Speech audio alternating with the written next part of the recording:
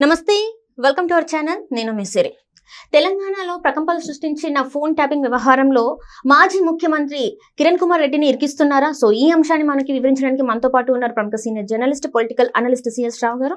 నమస్కారం సార్. నమస్తే సార్, ఇప్పుడు చూస్తుంటే మళ్ళీ మాజీ ముఖ్యమంత్రి అయిన కిరణ్ కుమార్ రెడ్డి గారి పేరు వినిపిస్తుంది. అంటే ఫోన్ ట్యాపింగ్ వ్యవహారంలో అసలు ఇది ఎలాంటి మలుపులు తిరగబోతుంది సార్? ఒకటి ఏంటంటే ఫోన్ ట్యాపింగ్ వ్యవహారం వచ్చి ఆల్మోస్ట్ ఒక 3 weeks అవుతుంది. ఈ 3 weeksలో రకరకాల మలుపులు తిరుగుతూ వస్తుంది. దీంట్లో ఫస్ట్ తెలంగాణ పోలీసులు వ్యవహారం ఏ విధంగా ఉంది అనేది స్క్రూటినీ చేశారు. స్క్రూటినీ చేసిన తర్వాత ఇప్పుడు తాజాగా వచ్చినటువంటి సమాచారం ఏంటంటే మాజీ ముఖ్యమంత్రి కిరణ్ కుమార్ రెడ్డి హయాంలోనే ఈ ఫోన్ ట్యాపింగ్ వ్యవహారం అనేది బయటకు వచ్చింది. అప్పట్లోనే కాంగ్రెస్ పార్టీలో ఉండేటువంటి కొంతమంది కంప్లైంట్స్ చేశారు. కంప్లైంట్ చేసినప్పుడు ఆ రోజు ఎందుకు విచారించలేదు. కాబట్టి ఇప్పుడు 2004 నుంచి కాకపోయినా అట్లీస్ట్ 2014 నుంచి అయినా లేదా 2009 నుంచి అయినా మీరు విచారించండి అని అడుగుతున్నారు. సో 2009లో ఏం జరిగింది? రాజశేఖర రెడ్డి గవర్నమెంట్ ఆయన చనిపోయాడు. చనిపోయిన తర్వాత ఆయన ప్లేస్లో రోసి వచ్చాడు ముఖ్యమంత్రిగా. ఆ తర్వాత కిరణ్ కుమార్ రెడ్డి వచ్చాడు. కిరణ్ కుమార్ రెడ్డి వచ్చిన టైంలో కిరణ్ కుమార్ రెడ్డిది మైనారిటీ గవర్నమెంట్ అప్పట్లో. సో ఆ గవర్నమెంట్ పడిపోతుందేమో, జగన్మోహన్ రెడ్డి అప్పట్లో గవర్నమెంట్ని పడగొడతాడేమో అనేటువంటి ఒక అనుమానం పెద్ద ఎత్తున ఉండేది.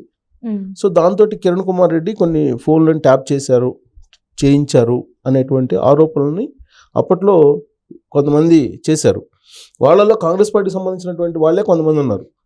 సో ఇప్పుడు ఆ రోజు కిరణ్ కుమార్ రెడ్డి ముఖ్యమంత్రిగా ఉన్నప్పుడు ఫోన్ ట్యాపింగ్ జరిగింది అనేటువంటి అనుమానాలు ఉన్నాయి కదా. అప్పుడు కూడా కాంగ్రెస్ గవర్నమెంటే కదా, ఇప్పుడు కూడా కాంగ్రెస్ గవర్నమెంటే కదా. కాబట్టి అప్పటి నుంచి ఫోన్ ట్యాపింగ్ వ్యవహారం అనేది మొత్తం బయట పెట్టండి అని చెప్పి కొత్త డిమాండ్ ఇప్పుడు తీసుకొస్తున్నారు. ఎవరు? బీజేపీ వాళ్ళు తీసుకొస్తున్నారు, బీఆర్ఎస్ వాళ్ళు కూడా తీసుకొస్తున్నారు. దానికి కాంగ్రెస్ పార్టీ వాళ్ళు ఇప్పటివరకు రియాక్ట్ కాకపోతే ఇప్పుడు జరుగుతున్నది ఏంది? ఫోన్ ట్యాపింగ్ వ్యవహారము ఇప్పుడు మొత్తం ప్రభాకర్ రావు చుట్టూ తిరుగుతుంది. సో ప్రభాకర్ రావు ఇప్పుడు అమెరికా నుంచి రావాలి. ఈ లోపుగానే రకరకాల ఇష్యూస్ బయటకు వస్తున్నాయి. కొంతమంది హవాలా చేశారని, కొంతమంది పారిశ్రామికవేత్తలను బ్లాక్మెయిల్ చేశారని, లేదు కొంతమంది అసలు హీరోయిన్స్ని కొంతమందిని బ్లాక్మెయిల్ చేసి వాళ్ళని లోపరుచుకున్నారనేది ఇంకొకటి వినిపిస్తుంది. ఇదంతా కాకుండా అసలు హవాలా బిజినెస్ చేశారనేది ఒకటి. దీంతో పాటు అసలు డేంజరస్ వ్యవహారం ఏంటంటే 2018 అసెంబ్లీ ఎన్నికల్లో తెలంగాణలో ఆ రోజున ఈ ఫోన్ ట్యాపింగ్ అనే దాన్ని అడ్డుపెట్టుకొని ఈ డబ్బులను తరలించారు. అసలు టాస్క్ ఫోర్స్ వెహికల్స్లోనే డబ్బులు తరలించి బీఆర్ఎస్ పార్టీ వాళ్ళకి సహకరించారు. బీఆర్ఎస్ పార్టీ ఎమ్మెల్యేలుగా కంటెస్ట్ చేస్తున్నటువంటి వాళ్ళకి సహకరిస్తూ ఎవరైతే అపోజిషన్ వాళ్ళు ఉంటారో వాళ్ళ వెహికల్స్లో ఉండేటువంటి లేదా వాళ్ళు పంచడానికి ప్రయత్నం చేసినటువంటి సమయంలో ఆ డబ్బును పెద్ద ఎత్తున పట్టుకొని రికవరీ చేశారు. ఇదంతా కూడా ఫోన్ ట్యాపింగ్ చేసినటువంటి పరిస్థితుల్లోనే మొత్తం బయటకు వచ్చింది. 2018 ఎన్నికల్లో కేసీఆర్ రెండోసారి ముఖ్యమంత్రి కావడానికి ప్రధానమైనటువంటి కారణం కూడా ఫోన్ ట్యాపింగ్ వ్యవహారము అనేది ఇప్పుడు లేటెస్ట్గా సిట్ విచారణలో బయటకు వచ్చింది. సో అసలు ఈ సిట్ విచారణ జరుగుతున్నటువంటి సమయంలోనే కేంద్ర ప్రభుత్వం ఒక కాన్సన్ట్రేషన్ చేసింది. అసలు ఏం జరుగుతుంది ఈ విచారణలో అనేది. అసలు టెలిగ్రాఫిక్ చట్టం ప్రకారం అసలు కేసు పెట్టచ్చు కదా, ఎందుకని ఇప్పటి వరకు వీళ్ళు వెయిట్ చేస్తున్నారు. ఇప్పుడు ఆల్రెడీ ఎంక్వైరీ అనేది నడుస్తుంది. ఇప్పుడు తిరుపతి అన్న, భుజంగరావు, వీరమల్లు, తర్వాత ఇప్పుడు కిషన్ రావు, వీళ్ళందరూ almost DSP level, additional SP లెవెల్లో ఉన్నారు. సో వీళ్ళని ఆల్రెడీ అరెస్ట్ చేశారు. అరెస్ట్ చేసి వాళ్ళని కొంతమంది రిమాండ్లో ఉన్నారు, కొంతమంది కస్టడీలో ఉన్నారు, విచారిస్తూ ఉన్నారు. అయితే వీళ్ళే కాకుండా ప్రస్తుతం సర్వీస్లో ఉన్నటువంటి ఒక ఐపీఎస్ అధికారి కూడా దీంట్లో కీలకంగా ఉన్నాడు. అతన్ని కూడా పిలిచి విచారించాలి అనేటువంటిది ఒక ఆలోచన చేస్తూ ఉన్నారు ఇప్పుడు. సో వీళ్ళందరూ కూడా పైగా ఒకే సామాజిక వర్గానికి సంబంధించినటువంటి వాళ్ళు, పైగా వీళ్ళు నల్గొండ జిల్లాకు సంబంధించినటువంటి వాళ్ళు ఎక్కువగా ఉన్నారు అనేది ఒకటి అనిపిస్తుంది. ఇప్పుడు తాజాగా ఇంకొక అంశం ఏంటంటే నల్గొండ జిల్లాలో ఉండేటువంటి ఒక 2 ఎమ్మెల్యేలు కూడా అప్పట్లో ట్యాప్ చేశారు అనేది ఒకటి అనిపిస్తుంది. ఒక తాజా మాజీ ఎమ్మెల్యే ప్లస్ ఒక ఎమ్మెల్యే ఇప్పుడు ఉన్నటువంటి ఎమ్మెల్యేది కూడా ట్యాప్ చేశారు అనేది కూడా వినిపిస్తుంది. సో ఈ మొత్తం వ్యవహారం బయటికి రావాలంటే ఈ విచారణ ఇది కొనసాగుతుంది. ప్రభాకర్ రావు వస్తే కనుక అప్పుడు కేసీఆర్ని ఏదో చెయ్యొచ్చు అనేటువంటి యాంగిల్. అయితే ఇదంతా కాదు, అసలు కిరణ్ కుమార్ రెడ్డి ఆ రోజు ఏం చేశారో అప్పుడు కూడా బయట పెట్టిన, అప్పుడు కూడా కాంగ్రెస్ గవర్నమెంట్ ఉంది కదా అని చెప్పి చెప్తున్నారు. సో అది కనుక జరిగితే అప్పుడు కిరణ్ కుమార్ రెడ్డిని కూడా ఇప్పుడు సీన్లోకి తీసుకొచ్చేటువంటి అవకాశం ఉంది. కానీ ఇప్పుడు ఆయన ఎక్కడున్నాడు? బీజేపీలో ఉన్నారు ఆయన. బీజేపీలో ఉన్నాడు. ఇప్పుడు రాజంపేట బీజేపీ అభ్యర్థిగా లోక్సభ స్థానం నుంచి పోటీ చేస్తున్నారు ఆయన. సో ఉమ్మడి ఆంధ్రప్రదేశ్కి చివరి ముఖ్యమంత్రి కూడా ఆయనే. అసలు ఫోన్ ట్యాపింగ్ అనేది ఆ రోజు నుంచే ఉంది.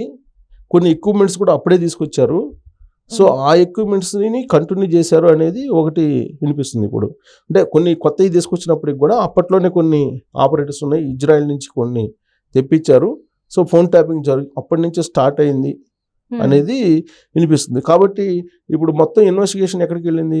కిరణ్ కుమార్ రెడ్డి దగ్గరికి వెళ్ళింది. కిరణ్ కుమార్ రెడ్డి ప్రభుత్వం దాకా వెళ్ళింది.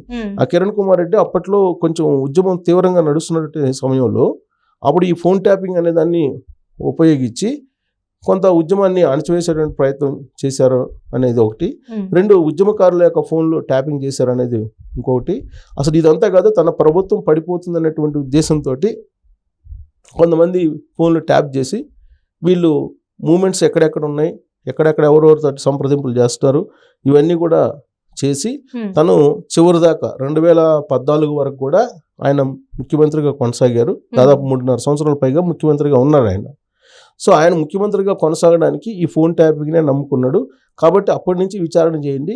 కిరణ్ కుమార్ రెడ్డిని ఫస్ట్ అసలు విచారిస్తే కనుక ఈ ఎక్విప్మెంట్ ఎక్కడి నుంచి వచ్చింది, ఈ ఎక్విప్మెంట్ అప్పట్లోనే గవర్నమెంట్ అఫీషియల్గా తీసుకొచ్చిందా, అన్అఫీషియల్గా తీసుకొచ్చిందా, ఇప్పుడు అదనంగా ఆ రోజు ఉన్నటువంటి దానికన్నా కూడా సొఫిస్టికేటెడ్గా ఉండేటువంటి ఎక్విప్మెంట్ అదనంగా ఎక్కడి నుంచి వచ్చింది, ఎంత వచ్చింది, ఎవరి ద్వారా వచ్చింది, ఎవరు పర్మిషన్ ఇచ్చారు, ఎక్కడెక్కడ ఉపయోగించారు, ఎవరెవరి మీద ఎస్పెషల్లీ ఎక్కువగా అఫీషియల్గా ట్యాపింగ్ చేశారు, అన్అఫీషియల్గా ఎవరెవరి మీద ట్యాపింగ్ చేశారు, ఇవన్నీ కూడా కూలంకుషంగా బయట రావాలంటే అక్కడి నుంచి రావాలని చెప్పి ఇప్పుడు కిరణ్ కుమార్ రెడ్డి మీద కేసు పెట్టాలని చెప్పి ఒక డిమాండ్ చేస్తూ ఉంది బీఆర్ఎస్ పార్టీలో ఉండేటువంటి వాళ్ళు. అలాగే బీజేపీలో ఉండేటువంటి ఇప్పుడు ఇక్కడ ఉండేటువంటి కొంతమంది కాంగ్రెస్ వాళ్ళు కూడా ఇప్పుడు ఆయన మీద కేసు పెట్టాలంటున్నారు. మరి ఇప్పుడు బీజేపీలో ఉన్నారు కాబట్టి మనకి తెలిసిందే, బీజేపీలో ఎవరైనా అభ్యర్థులు ఉన్నా, నాయకులు ఉన్నా కూడా వాళ్ళ మీద ఎలాంటి అవినీతి మార్గాలు ఉన్నా కూడా అందులోకి వెళ్తే వాళ్ళు క్లీన్ అయిపోయి వస్తారని చెప్పేసి మరి కిరణ్ కుమార్ రెడ్డి గారి మీద కేసు ఫైల్ చేసే అవకాశం ఉందంటారా? లేదు, ఛాన్స్ లేదు. కాబట్టి కాంగ్రెస్ వాళ్ళు ఇప్పుడు ఏం చెప్తున్నారు, కాంగ్రెస్ లో ఉండేటువంటి మంత్రులే చెప్తున్నారు. మంత్రులు ఇప్పుడు కాంగ్రెస్ లో ఉన్న మంత్రులు ఏం చెప్తున్నారు, ఆ రోజు కిరణ్ కుమార్ రెడ్డి టైంలో కూడా మా కొంతమంది ట్యాప్ చేశారు అని చెప్పి చెప్తున్నారు. చెప్పినప్పుడు గవర్నమెంట్ కాంగ్రెస్ పార్టీ ఇక్కడ కాంగ్రెస్ గవర్నమెంట్ ఉంది కదా, అలాంటప్పుడు కిరణ్ కుమార్ రెడ్డి మీద కేసు పెట్టి ఆయన పిలిచి విచారించవచ్చు కదా, కానీ చేయరు. కానీ ఇక్కడేమో బీజేపీ వాళ్ళు ఏమంటారు, ఫోన్ ట్యాపింగ్ లో మాది ట్యాపింగ్ అయింది అని చెప్తుంటారు. బీజేపీ వాళ్ళు కామ్గా ఉంటారు. బీఆర్ఎస్ వాళ్ళు ఏమంటారు, అసలు వేరే వాళ్ళు ఫోన్ ట్యాపింగ్ కదా, మాయి అయినాయి, మా ఇళ్లలో వాళ్ళని కూడా ట్యాప్ చేశారని వాళ్ళు అంటారు. అసలు ట్యాపింగ్ దొంగలు ఎవరు, అసలు ఎందుకు చేయించారు, దాని ఉద్దేశం ఏంది, దాని లక్ష్యం ఏంటి అని అంటే అసలు అర్థం కాదు. అంటే గవర్నమెంట్ పడిపోకుండా ఉండడానిక, ఇప్పుడు కేసీఆర్ కూడా తన గవర్నమెంట్ ని పదిలంగా ఉంచుకోవడానికి ట్యాపింగ్ చేశారు అనేది వినిపిస్తుంది. అంటే కిరణ్ కుమార్ రెడ్డి తర్వాత ముఖ్యమంత్రి ఎవరు, కేసీఆర్. విడిపోయిన తెలంగాణకి కేసీఆర్, విడిపోయిన ఆంధ్రప్రదేశ్ చంద్రబాబు నాయుడు అక్కడ. సో ఆ ఫోన్ ట్యాపింగ్ అనేది కిరణ్ కుమార్ రెడ్డి టైంలో జరిగింది. కంటిన్యూషన్ లో కేసీఆర్ కొనసాగించాడు అనేది ఇప్పుడు వినిపిస్తుంది. కాబట్టి కిరణ్ కుమార్ రెడ్డి టైం నుంచి రావాలంటే ఇప్పుడు కిరణ్ కుమార్ రెడ్డి చుట్టూ తిరుగుతుంది ఈ ఫోన్ ట్యాపింగ్ వ్యవహారం అని చెప్పి మనం విశ్లేషణ చేసుకోవచ్చు.